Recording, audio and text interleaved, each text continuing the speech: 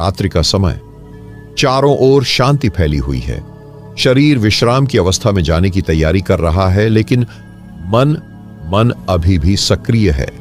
पूरे दिन के विचार, चिंताएं, यादें सब एक के बाद एक आती जा रही हैं। यही सबसे बड़ी बाधा है ध्यान में उतरने की। परंतु यदि कोई ऐसी विधि हो जिससे यह विचारों का प्रवाह थम जाए, कोई ऐसा तरीका जिससे मन पूरी तरह शून्य हो जाए। रात्रि ध्यान की यह विधि हजारों वर्षों से गुप्त रही है। केवल वे ही इसे जान पाए जिन्होंने स्वयं अपने भीतर गहरी यात्रा की। यह कोई कल्पना नहीं बल्कि अनुभूति की बात है। जब मन पूरी तरह से खाली हो जाता है तो एक अलौकिक शांति प्रकट होती है। वह शांति जो शब्दों से परे है, लेकिन इसके लिए सही विधि चाहिए, सही तरीका चाहिए। इस गूढ़ विधि को समझने से पहले एक बात स्पष्ट कर लें। ध्यान कोई क्रिया नहीं है, यह तो एक अवस्था है।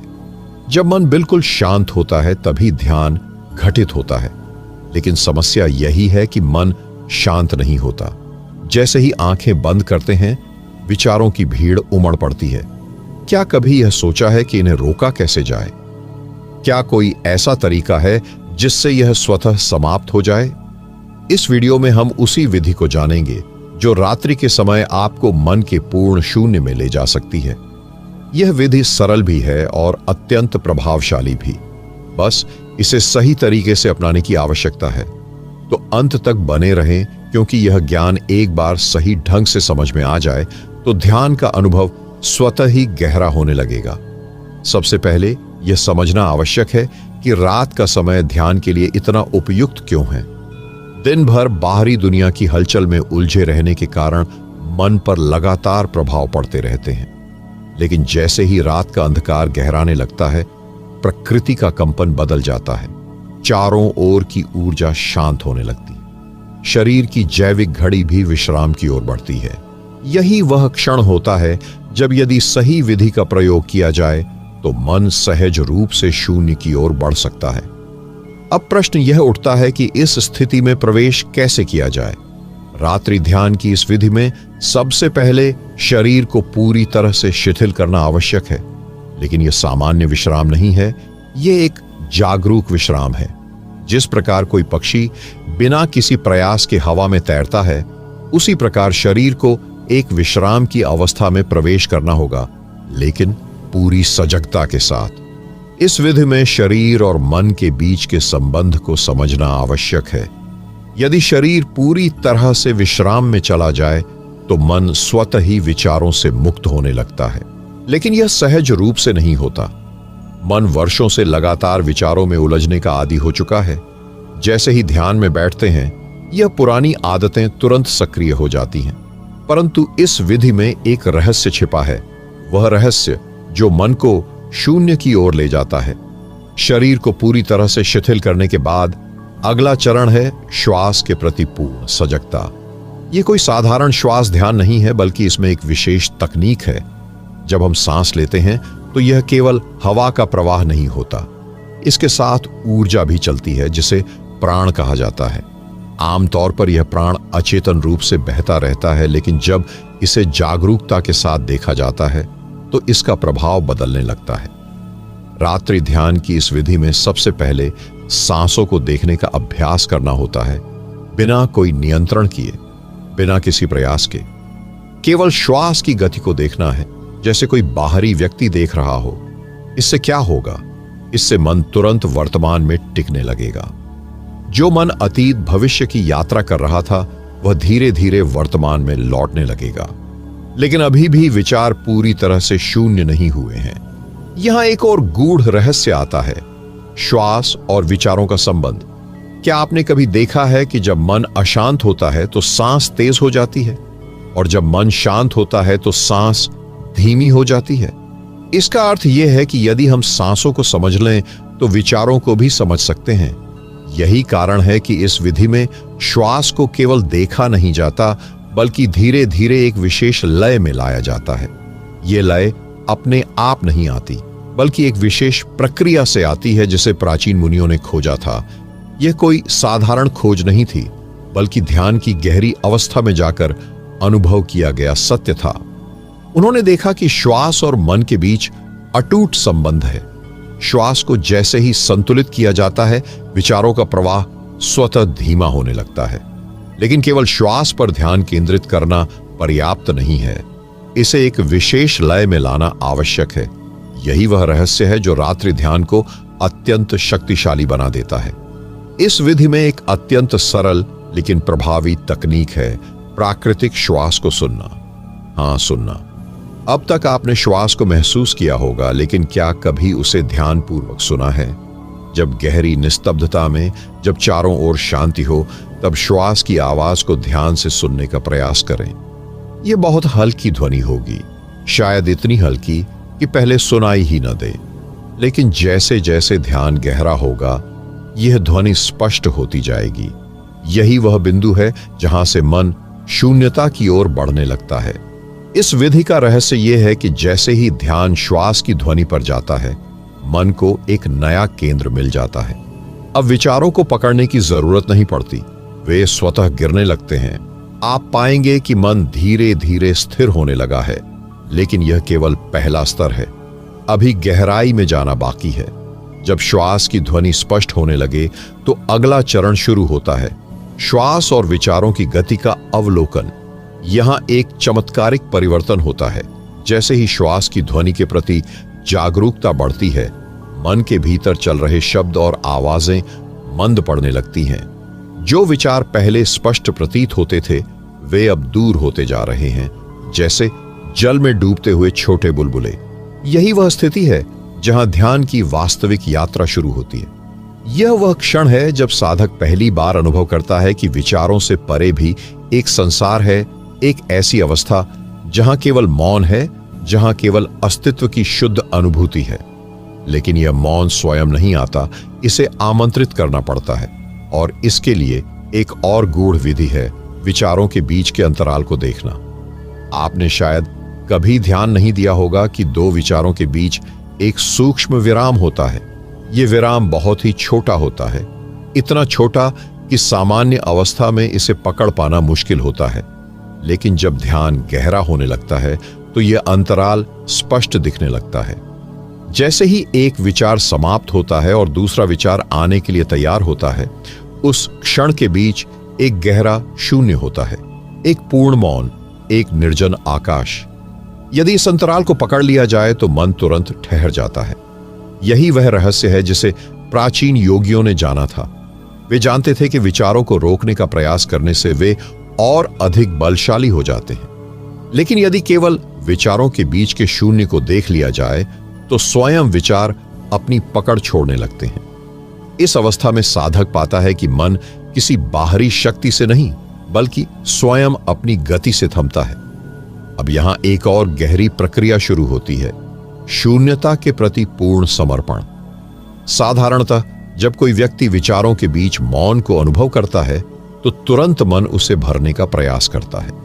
लेकिन इस विधि में एक विशेष ध्यान रखना आवश्यक है, इस मौन में टिके रहना।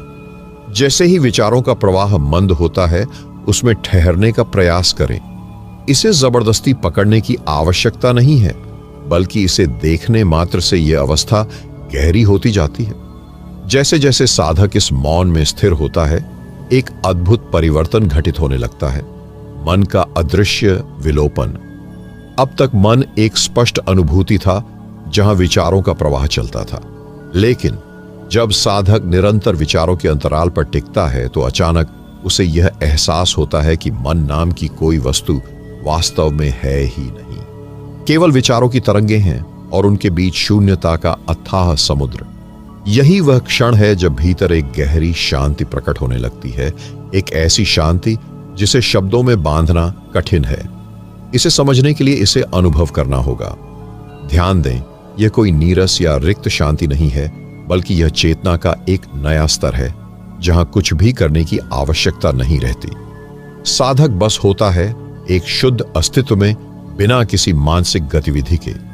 लेकिन यहां एक नया प्रश्न जन्म लेता है, यदि विचार शून्य हो जाए तो फिर बचता क्या है? सामान्यतः लोग सोचते हैं कि यदि मन पूरी तरह शांत हो गया तो केवल अंधकार या शून्यता ही शेष रहेगी। लेकिन वास्तविकता इसके ठीक विपरीत है। जब मन की गतिविधियां समाप्त होती हैं, तो जो बचता है वह निर्विकार जागरूकता होती है। यह एक ऐसी जागरूकता है जो न सोचती है, न कल्पना करती है, न कुछ पकड़ती है, न कुछ छोड़ती है। यह केवल होती है। इसे समझने के लिए एक प्रयोग करें। रात्रि ध्यान के समय जब श्वास की ध्वनि मंद हो जाए और विचारों के बीच का शून्य स्पष्ट दिखने लगे, तब यह देखने का प्रयास करें कि कौन देख रहा है। जो मौन को देख रहा है वह कौन है? क्या वह भी एक विचार है या उससे परे कुछ और? यही प्रश्न ध्यान को और गहरा बना देता है, क्योंकि यहां से साधक की यात्रा आत्मबोध की ओर मुड़ने लगती है। अब तक ध्यान केवल विचारों को शांत करने की प्रक्रिया थी, लेकिन अब यह अस्तित्व के मूल प्रश्न तक पहुंचने लगा है, मैं कौन हूं? यह प्रश्न कोई साधारण जिज्ञासा नहीं है, बल्कि यह संपूर्ण ध्यान का सार है। जब ध्यान गहराता है तो साधक स्वयं को एक ऐसे बिंदु पर खड़ा पाता है जहां सभी परिचित पहचानें मिटने लगती हैं। अब एक गूढ़ अवस्था आती है, स्वयं को देखने की प्रक्रिया। जब आंखें बंद होती हैं और विचार शांत होते हैं तो भीतर जो देख रहा है वह कौन है? क्या यह शरीर है? नहीं, क्योंकि शरीर तो एक निष्क्रिय वस्तु की तरह पड़ा है। क्या यह मन है? नहीं, क्योंकि मन तो पहले ही विचारों के साथ लुप्त हो चुका है। फिर यह कौन है जो देख रहा है? यहां से ध्यान की दिशा बदल जाती है। अब साधक केवल विचारों की शांति में नहीं, बल्कि उस शुद्ध दृष्टा में टिकने का अभ्यास करता है। यह दृष्टा कोई वस्तु नहीं, बल्कि स्वयं अनुभव करने वाली सत्ता है। इसे पकड़ने का कोई तरीका नहीं है, क्योंकि इसे पकड़ने की कोशिश करते ही यह दूर चला जाता है। लेकिन जैसे ही इसे सहजता से देखने का प्रयास किया जाता है, यह स्वयं प्रकट होने लगता है। इस अवस्था में एक विशेष अनुभव होता है, शरीर, मन और चेतना के बीच स्पष्ट विभाजन। अब साधक स्पष्ट रूप से देख सकता है कि शरीर एक बाहरी आवरण है, मन विचारों का एक प्रवाह है, लेकिन उसके भीतर एक ऐसी सत्ता है जो इन सब से अलग है। यह वह मूल चेतना है जो केवल साक्षी बनकर देख रही है। यही ध्यान का वास्तविक शिखर है, जहां पहली बार आत्मबोध की झलक मिलती है। यह झलक क्षणिक हो सकती है, लेकिन इसका प्रभाव अमिट होता है।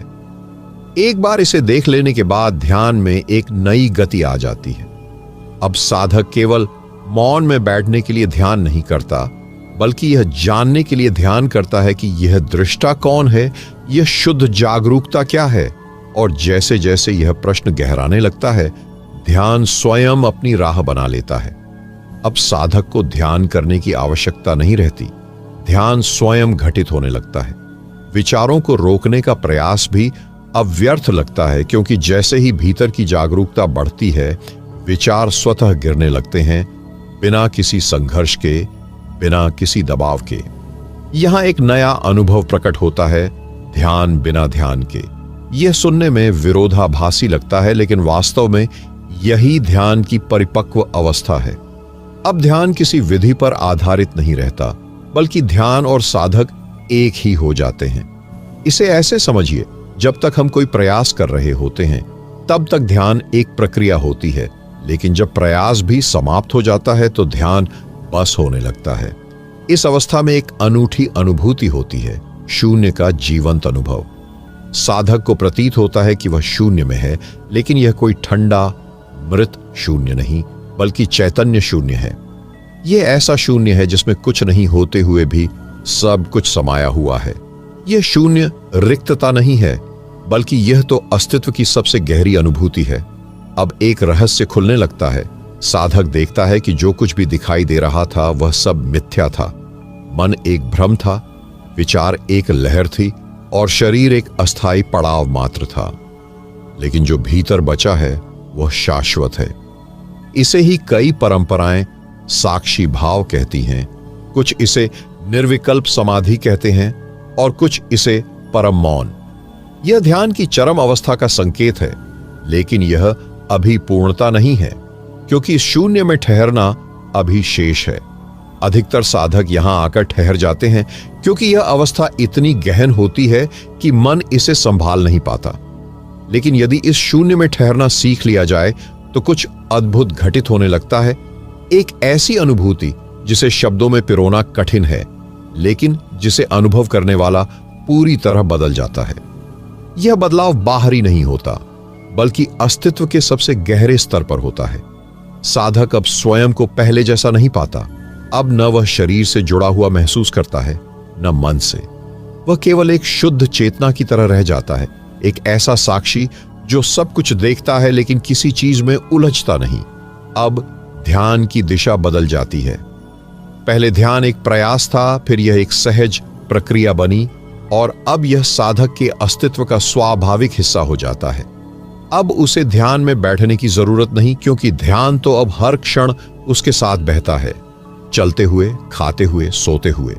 यह वह अवस्था है जिसे सहज समाधि कहते हैं। लेकिन इस अवस्था में एक आखिरी परीक्षा होती है, शून्य में स्थिर रहने की परीक्षा। साधक अब तक केवल झलकें देख रहा था, लेकिन यदि वह इस चैतन्य शून्यता में बना रह सके तो कुछ असाधारण घटित होता है। शून्य की यह अवस्था एक दरवाजे की तरह होती है। यहां से दो रास्ते खुलते हैं। पहला रास्ता यह है कि साधक इस शांति में पूरी तरह लीन हो जाए और बाहरी दुनिया से कट जाए। कई योगी और सन्यासी इसी मार्ग को चुनते हैं। वे पहाड़ों, गुफाओं में चले जाते हैं, क्योंकि उनके लिए यह शून्य ही सब कुछ है। लेकिन दूसरा रास्ता अधिक दुर्लभ है, इस शून्य को लेकर संसार में जीना। जो इस दूसरे मार्ग को चुनता है वही असली ज्ञानी होता है। वह बाहर से सामान्य व्यक्ति की तरह ही दिखता है, लेकिन भीतर से वह शुद्ध मौन, शुद्ध आनंद और शुद्ध चैतन्यता से भरा होता है। उसे अब कुछ भी विचलित नहीं कर सकता, क्योंकि उसने स्वयं को खोज लिया है। अब न उसे जीवन में कुछ पाने की चाह है, न किसी चीज को खोने का भय। लेकिन इस अवस्था में प्रवेश करने के लिए एक आखिरी छलांग आवश्यक होती है। यह छलांग मन से परे जाने की है, जहां विचारों का अंतिम अवशेष भी समाप्त हो जाता है। और यही वह क्षण होता है जहां ध्यान अपने पूर्ण रूप में खिलता है। यह कोई साधारण अनुभव नहीं होता, बल्कि अस्तित्व की गहरी यात्रा का अंतिम मोड़ होता है। इस अवस्था में साधक स्वयं को पहली बार बिना किसी परिभाषा के देखता है। न कोई नाम, न कोई पहचान, न कोई विचार, न कोई सीमा, बस एक असीम मौन। यह मौन भीतर इतना गहरा हो जाता है कि अब कोई भी हलचल संभव नहीं रहती। विचारों का अंतिम अवशेष भी विलीन हो जाता है और केवल शुद्ध शून्यता बचती है। लेकिन यह शून्यता कोई ठंडी नीरस अवस्था नहीं, बल्कि यह शून्यता पूर्णता से भरी होती है। यह वही स्थिति है जिसे संतों और योगियों ने परम समाधि कहा है। अब साधक को पहली बार यह एहसास होता है कि ध्यान कभी किसी विधि से नहीं होता था। विधियां केवल मार्ग थीं, लेकिन ध्यान तो स्वयं में ही एक अवस्था थी। यह स्थिति किसी विशेष अनुभव की तरह नहीं आती, बल्कि यह अनुभूति इतनी सहज होती है कि मन इसे पकड़ भी नहीं सकता। इसी अवस्था में साधक को एक महत्वपूर्ण बोध होता है। अब तक जो कुछ भी किया वह करने योग्य नहीं था। अब तक जो कुछ भी सोचा वह सोचने योग्य नहीं था। अब उसे यह सत्य प्रत्यक्ष रूप से समझ में आता है कि अस्तित्व में केवल वही बचता है जो शाश्वत है, बाकी सब कुछ क्षणिक था। लेकिन इस अवस्था में पहुंचकर भी एक और परीक्षा होती है। साधक को लगता है कि उसने सब कुछ पा लिया है, लेकिन जैसे ही यह विचार उठता है वह फिर से गिर जाता है, क्योंकि जिस क्षण मैं बचता है उसी क्षण द्वार बंद हो जाता है। ध्यान में पूर्ण लय तभी संभव होती है जब साधक स्वयं को भी भुला दे। जब मैं ध्यान कर रहा हूं यह भाव भी समाप्त हो जाए। अब कुछ बचता नहीं, बस शुद्ध शून्यता, शुद्ध अस्तित्व, शुद्ध आनंद। यहां कोई प्रश्न नहीं उठते, कोई उत्तर नहीं मिलते, क्योंकि प्रश्न पूछने वाला भी अब नहीं रहा। जब प्रश्न करने वाला मिट जाता है तब उत्तर की कोई आवश्यकता ही नहीं रहती। यही वह गहरी स्थिति होती है जहां चेतना अपनी पूर्णता में खिलती है, जहां न कोई बाधा बचती है, न कोई यात्रा शेष रहती है। बस अस्तित्व अपने शुद्धतम स्वरूप में प्रकट होता है। लेकिन यह अनुभव किसी बाहरी चीज की तरह नहीं होता जिसे देखा या महसूस किया जा सके। यह तो जैसे स्वयं में समा जाने जैसा होता है, जैसे पानी सागर में लौट जाता है, जैसे हवा अनंत आकाश में घुल जाती है। अब साधक को पहली बार यह एहसास होता है कि जिसे वह सत्य की खोज कहता था वह कोई यात्रा नहीं थी, बल्कि एक स्मरण था, स्वयं को याद करने की प्रक्रिया। अब ध्यान की प्रकृति बदल जाती है। यह अब कोई प्रयास नहीं रहता, बल्कि एक अविरत प्रवाह बन जाता है। साधक जहां भी हो, जिस अवस्था में भी हो, ध्यान उसके भीतर हर क्षण एक गहरे मौन के रूप में बहता रहता है। इस अवस्था में संसार और साधना दो नहीं रहते। हर क्षण ध्यान बन जाता है, हर सांस ध्यान बन जाती है। लेकिन इस अवस्था में भी एक अंतिम बाधा शेष रहती है, और वह है इस शून्यता को धारण करना। कई साधक जब इस स्थिति तक पहुंचते हैं तो वे इसे स्थायी बना लेना चाहते हैं, लेकिन यही उनकी आखिरी भूल होती है, क्योंकि जो भी पकड़ा जाता है वह नष्ट हो जाता है। इस अवस्था में केवल वही जीवित रहता है जिसे छोड़ा जा सके, जिसे मुक्त किया जा सके। यही अंतिम चरण है जहां कुछ भी पकड़कर रखने की आवश्यकता नहीं रहती। अब साधक न कुछ पाना चाहता है, न कुछ खोना। उसे अब किसी उत्तर की आवश्यकता नहीं, किसी प्रश्न का बोझ नहीं। वह अब इस क्षण में पूरी तरह से स्थित होता है, बिना किसी भय के, बिना किसी अपेक्षा के। और जब ऐसा होता है तब वह जीवन में पहली बार वास्तव में जाग जाता है। अब वह केवल एक साधक नहीं, बल्कि एक मुक्त आत्मा बन जाता है। एक ऐसा चैतन्य जो हर बंधन से परे है, हर सीमा से मुक्त है। लेकिन यह मुक्ति कैसी है? क्या यह किसी स्थान पर पहुंचने जैसा है? नहीं, यह तो एक एहसास है, एक अनुभव जो शब्दों से परे है, कल्पना से परे है। इस मुक्ति में कोई उपलब्धि नहीं होती, क्योंकि यहां कुछ भी प्राप्त करने को बचता ही नहीं, बस स्वयं का विलय होता है। अब साधक को यह समझ में आने लगता है कि ध्यान सिर्फ एक क्रिया नहीं, बल्कि एक अवस्था है, एक ऐसा मौन जो कभी टूटा ही नहीं था, बस उसे महसूस करने की क्षमता खो गई थी। ध्यान में उतरते उतरते जो सबसे बड़ा बदलाव आता है वह यह कि अहम का विलय होने लगता है। अब साधक को जो कुछ भी दिखाई देता है वह स्पष्ट और शुद्ध होता है, बिना किसी धारणा के, बिना किसी आग्रह के। यह दुनिया अब पहले जैसी नहीं लगती, क्योंकि अब उसे देखने वाला बदल चुका होता है। पहले जो भ्रम थे वे अब कोहरे की तरह छोड़ चुके हैं। अब जीवन के हर अनुभव में एक नई ताजगी, एक नया प्रकाश महसूस होने लगता है। लेकिन क्या यह यात्रा यहीं समाप्त हो जाती है? नहीं, क्योंकि अभी भी एक बहुत गहरा रहस्य शेष है। वह पूर्ण शून्यता, जहां न केवल विचार समाप्त हो जाते हैं, बल्कि स्वयं का बोध भी विलीन हो जाता है। यह वह स्थिति है जहां साधक और ध्यान दो नहीं रहते, बस ध्यान ही बचता है। यहां पर जीवन और मृत्यु का अंतर मिट जाता है। अब यह समझ में आता है कि जीवन केवल शरीर तक सीमित नहीं था, यह तो एक अनंत प्रवाह था जो सदैव अस्तित्व में रहा है और सदा रहेगा। लेकिन इस सत्य को जानने के लिए एक अंतिम छलांग लगानी होगी, अपने अस्तित्व को पूरी तरह से समर्पित करने की छलांग। यहीं से ध्यान की अंतिम अवस्था प्रारंभ होती है, जहां ध्यान स्वाभाविक रूप से घटता है, बिना किसी प्रयास के, बिना किसी अभ्यास के। साधक अब किसी विशेष मुद्रा में नहीं बैठता, कोई विशेष विधि का पालन नहीं करता। अब तो उसकी हर श्वास ध्यान बन जाती है, हर स्पंदन शून्यता का स्पर्श कर लेता है। लेकिन क्या यहां पर कोई रुक सकता है? नहीं, क्योंकि इस अवस्था में रुकने जैसा कुछ नहीं होता, ठहरने जैसा कुछ नहीं होता। यहां पर जो कुछ भी है वह बस बहता है, बस घटता है, बस होता है। यही वह अवस्था है जहां ध्यान और जीवन एक दूसरे में इतने घुल मिल जाते हैं कि कोई भेद ही नहीं बचता। सब कुछ एक प्रवाह बन जाता है, जैसे अस्तित्व का महासागर अपने भीतर की हर लहर को समाहित कर लेता है। अब साधक किसी अलग अनुभूति की तलाश नहीं करता, किसी विशेष स्थिति तक पहुंचने की चाह नहीं रखता, क्योंकि अब सब कुछ संभव में बदल चुका है। लेकिन यह संभव क्या है? क्या यह एक सुस्ती है? क्या यह एक ठहराव है? नहीं, यह तो एक अलौकिक संतुलन है, जहां भीतर की हलचल शांत हो चुकी होती है, लेकिन जीवन की लय अब भी गतिशील रहती है। जैसे कोई नदी स्थिर नहीं होती, लेकिन फिर भी वह अपनी शांति में बहती रहती है। ध्यान अब एक साधना नहीं, बल्कि स्वाभाविक स्थिति बन जाता है।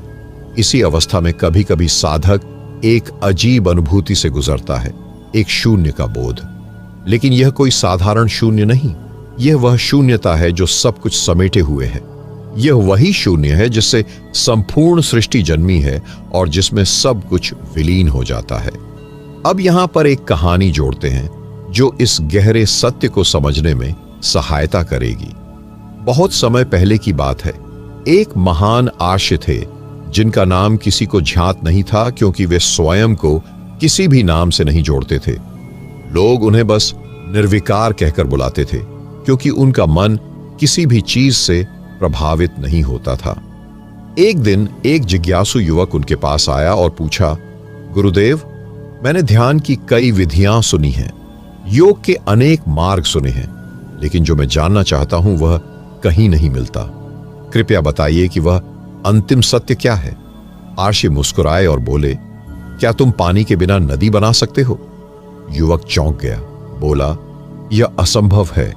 ऋषि बोले, तो फिर विचारों के बिना मन कैसे रह सकता है? मन तब तक रहेगा जब तक उसमें विचार हैं, और जब विचार समाप्त हो जाते हैं तो मन भी समाप्त हो जाता है, और जब मन समाप्त हो जाता है तब केवल वही बचता है जो वास्तविक है, शून्य। युवक ने पूछा, लेकिन शून्य में तो कुछ भी नहीं होता। ऋषि ने एक गहरी सांस ली और बोले, क्या अंतरिक्ष खाली है? युवक ने कहा, हां, अंतरिक्ष तो खाली है। ऋषि मुस्कुराए, फिर भी हर चीज उसी से जन्म लेती है और उसी में विलीन हो जाती है। क्या यह खालीपन नहीं बल्कि सबसे पूर्ण स्थिति नहीं है? यही शून्यता ध्यान का अंतिम द्वार है। जब मन पूरी तरह से शून्य में समाहित हो जाता है तब ध्यान एक साधन नहीं बल्कि स्वयं का सत्य बन जाता है। लेकिन क्या यह शून्य स्थिर रहता है? नहीं, यह निरंतर बदलता है, और इसमें स्वयं को खो देने से ही पूर्ण मुक्ति संभव है। अब यह जानना महत्वपूर्ण है कि यह शून्य किसी विशेष अवस्था में बैठने से नहीं आता, बल्कि यह भीतर की गहराइयों में धीरे धीरे विकसित होता है। यही वह अवस्था है जहां ध्यान और साधक का भेद समाप्त हो जाता है। यही वह क्षण होता है जब व्यक्ति पहली बार उस मौन का स्वाद चखता है जो विचारों से परे है। लेकिन यह मौन कोई निष्क्रियता नहीं, कोई मृत शांति नहीं, यह तो एक जीवंत अनुभव है जहां भीतर कुछ नया जन्म लेता है। इस अवस्था में साधक को पहली बार अपने अस्तित्व की असली गहराई का बोध होता है। लेकिन क्या यह स्थायी होता है? नहीं। जैसे ही कोई इस अनुभव को पकड़ने की कोशिश करता है, यह फिसल जाता है। यह रेत की तरह है, जितना मुट्ठी में बंद करने की कोशिश करोगे उतना ही कम होता जाएगा। यह तभी बना रहता है जब कोई इसे पकड़े बिना इसके साथ बहना सीख लेता है। इस अवस्था में साधक के भीतर एक अनूठा परिवर्तन होता है।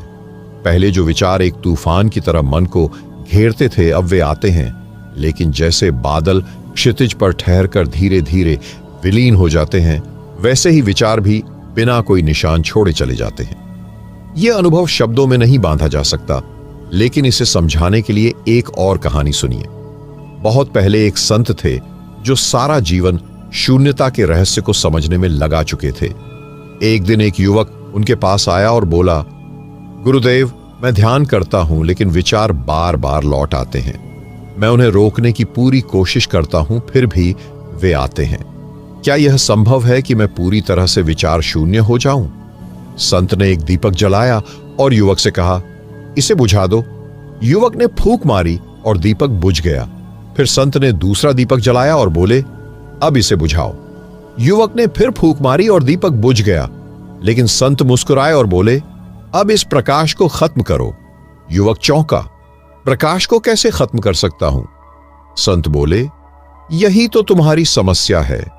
तुम विचारों को बुझा सकते हो, लेकिन विचारों से जन्मी हलचल को खत्म नहीं कर सकते। शून्यता तब आती है जब विचारों को रोकने का प्रयास भी समाप्त हो जाता है। यही ध्यान की परिपक्व अवस्था है।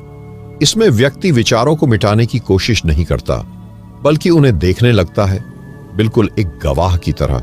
और जैसे जैसे यह दृष्टा भाव गहरा होता जाता है, वैसे वैसे विचार स्वतः ही गिरने लगते हैं। कोई प्रयास नहीं, कोई संघर्ष नहीं, सिर्फ एक सहज प्रवाह। अब साधक को समझ में आने लगता है कि ध्यान का अर्थ कुछ करना नहीं है, बल्कि कुछ होना है। यह एक स्थिति है जिसमें कोई प्रयास शेष नहीं रहता। अब न कोई खोज बचती है, न कोई जिज्ञासा, बस एक निष्कलंक शांति रह जाती है। लेकिन यह कोई साधारण शांति नहीं, यह शांति स्वयं में एक रहस्य है।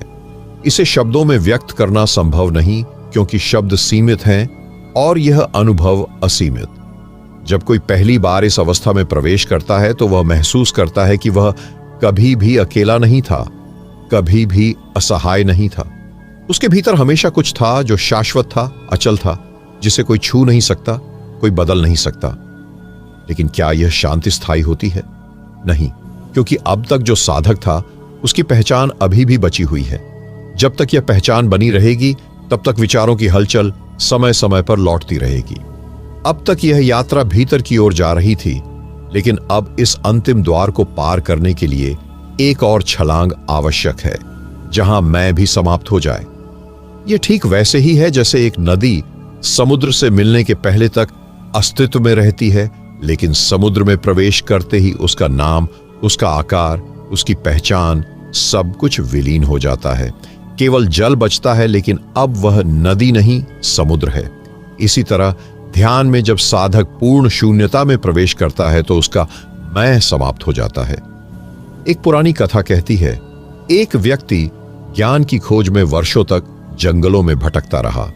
उसने महान ग्रंथ पढ़े, साधुओं की संगति की, ध्यान की अनेक विधियां आजमाई, लेकिन उसे आत्मज्ञान नहीं हुआ। एक दिन वह एक ज्ञानी संत के पास पहुंचा और बोला, मुझे कुछ नहीं मिला।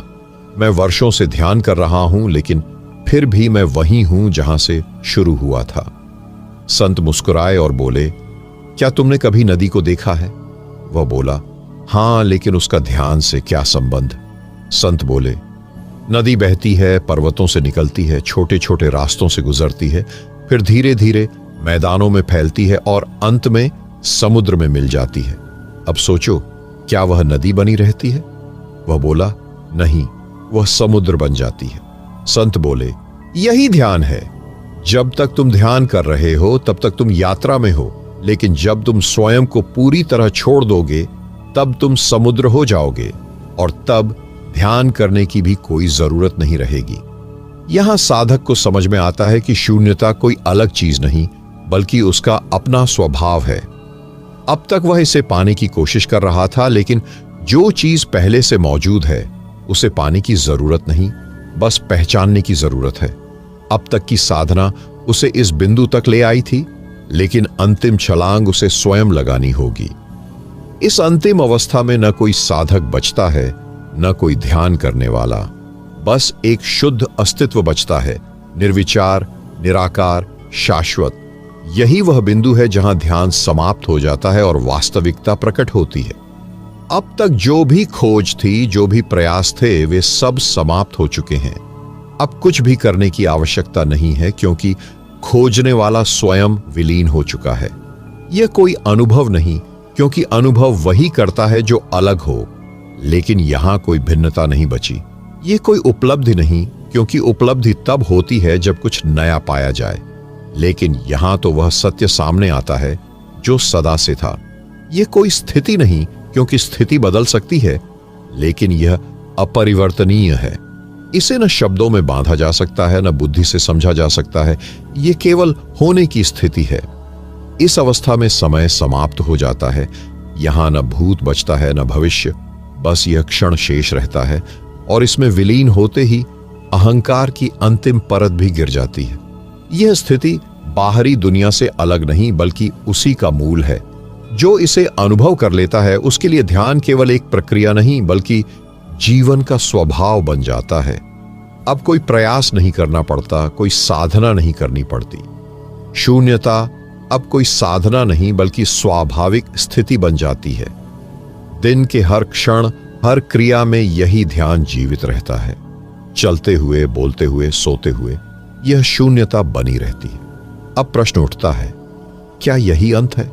नहीं, यह तो एक नई शुरुआत है। जब कोई इस अवस्था में पहुंचता है तब पहली बार वह वास्तव में जीना शुरू करता है।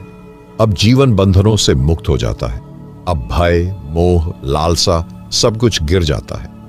व्यक्ति जीवन को वैसे ही देखता है जैसे वह वास्तव में है, बिना किसी परत के, बिना किसी भ्रम के। यह वह अवस्था है जहां बुद्ध पहुंचे थे, जहां महावीर, कृष्ण, नानक, कबीर और मीरा पहुंचे थे। इसे कोई भी पा सकता है जो इसे पूरी तल्लीनता से चाहता है, जो अपने भीतर झांकने का साहस रखता है। शून्यता को पाने की कोई विधि नहीं, क्योंकि शून्यता तो पहले से ही है।